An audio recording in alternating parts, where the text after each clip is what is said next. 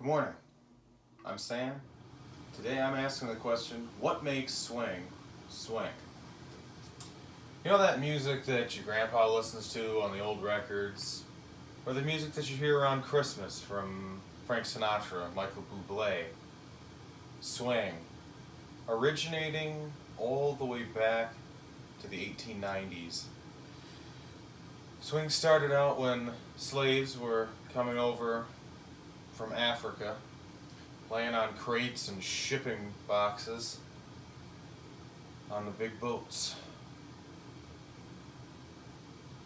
And after years of variations in it, Dixieland, big band jazz, jazz combos, trios, quartets, now we have the music that makes swing and jazz today.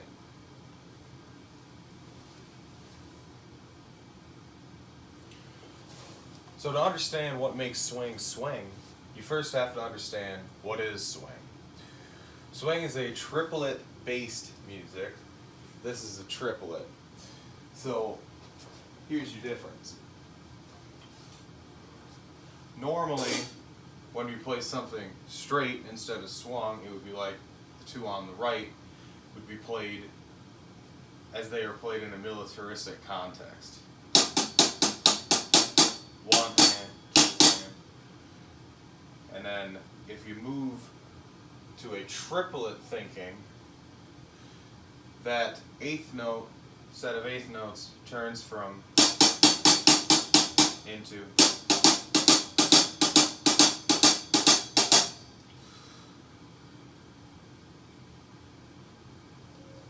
Now, when you're playing them in a jazz context, when you're playing swing, there's a swing ride pattern that is known to many drummers, and it is listed here and here.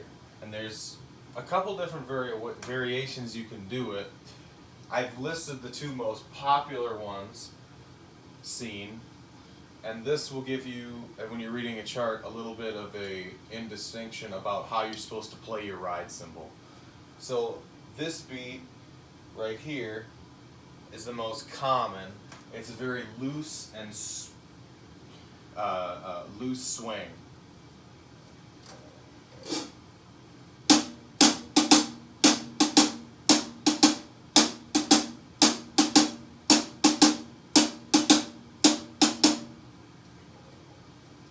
That implies that you want the band to feel loose when they're swinging, and it's really just, all about the flow.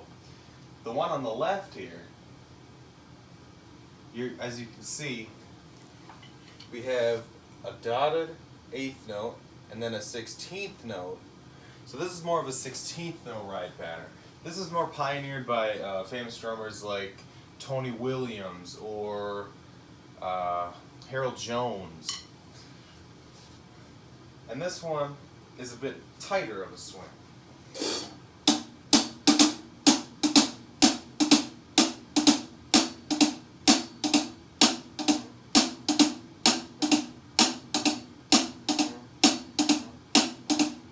So I'll play this one first and this one second. So here's the loose.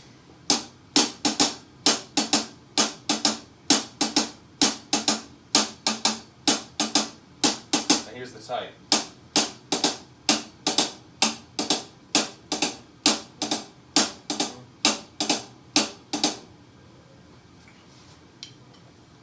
So these are the two different ways that you'll see it written most of the time. Otherwise, there are some people that just like to play quarter notes.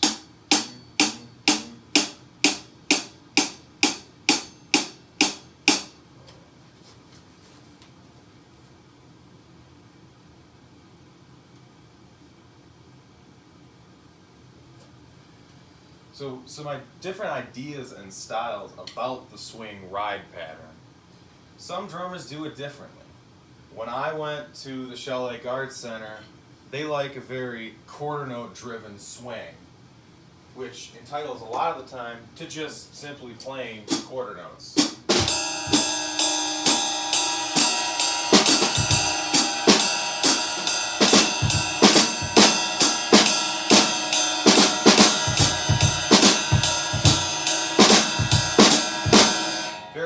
driving. I do this a lot when I'm playing with a big band and we get to a shout chorus, the really loud part, and I'm setting up hits. Da, da, da, da. It really gets you going, and it really just pushes everything forward.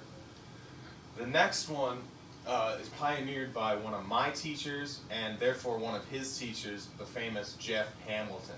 And I learned this from one of the teachers that I've had him and his students for nearly 8 years now, Ryan Core of UW Stevens Point. He and Jeff are in the style of swing where it's driven on the 2 and the 4. So that's 1, 2, 3, 4. 1, 2, 3, 4. So what Jeff does is Jeff uses a kind of technique where it's the dropping of the stick. And when you first learn it, he literally tells you, drop the stick, like right out of your hand. Because you have to know how that feels in order to play his style of swing the most correct. So let's hear a little bit of that. So that's a drop of all 3 on the 2 and the 4. It's a very relaxed and loose and flowing swing.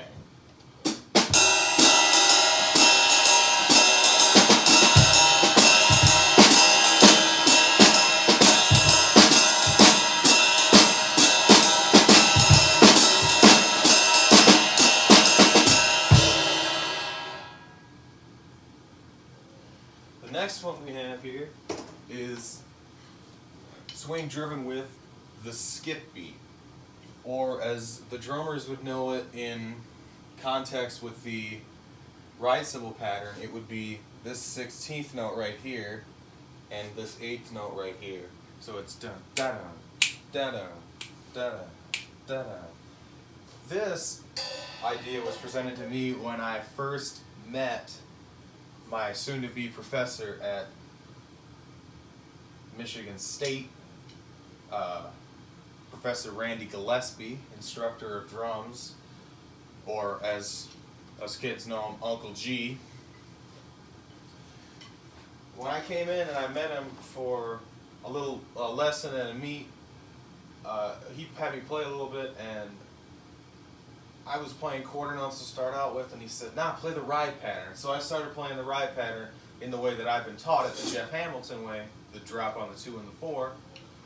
So after that, he said, it's good, and you got it up the tempo, but you got to make it swing with the skip beat. So I'm going to demonstrate that a little bit. It's going to be an accented on the skip beat. 1, 2, 3, 4.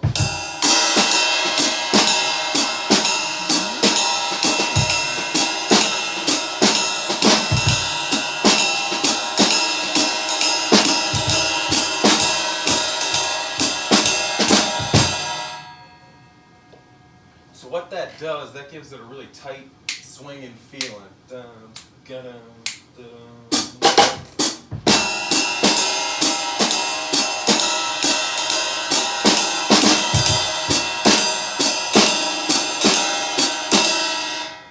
It's a real tight swing. But all 3 ideas are valid, and it really just depends on the band, and it depends on your personal preference. When you're playing with a big band, you really have to see, is this going to be a really driving swing piece where I'd want to use the quarter note?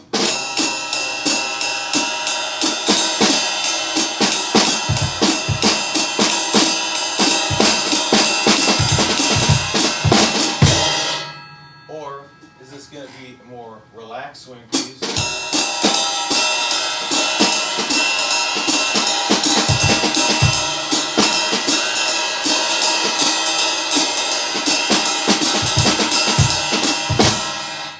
Is it going to be more of a tight, heavy swing?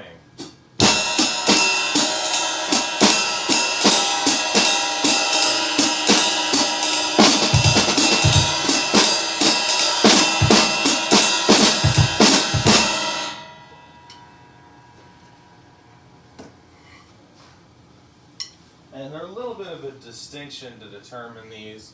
Usually when you see them written out with the 8th notes or with a triplet, it's typically going to be more loose, and this is going to be tighter. So this will be the one driven by the skip beat. This will be driven on 2 and 4.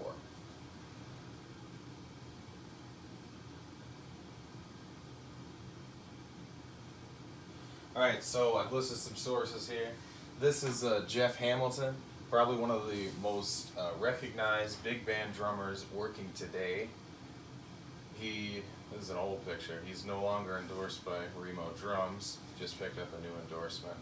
But he is synonymous for his big band playing and his brush playing. This is Ryan Korb. I've had him and his students for 8 or 9 years. It's been a while. He's what is the title? He's an adjunct professor at a lot of colleges. He teaches applied jazz percussion lessons at UW-Stevens Point. He teaches music ed percussion to Lawrence University in Appleton. He teaches, I believe, also music ed percussion Billings, Ohio. And he runs the Appleton Music Academy right here in Appleton, Wisconsin. And this is Randy Gillespie, or Uncle G. Uncle G has been the professor of jazz drums for many years now, and he began playing in a band in 9th grade, a professional band in 9th grade, and he has loved playing drums ever since. So I hope this presentation gave you a little bit more of an idea about what makes swing swing.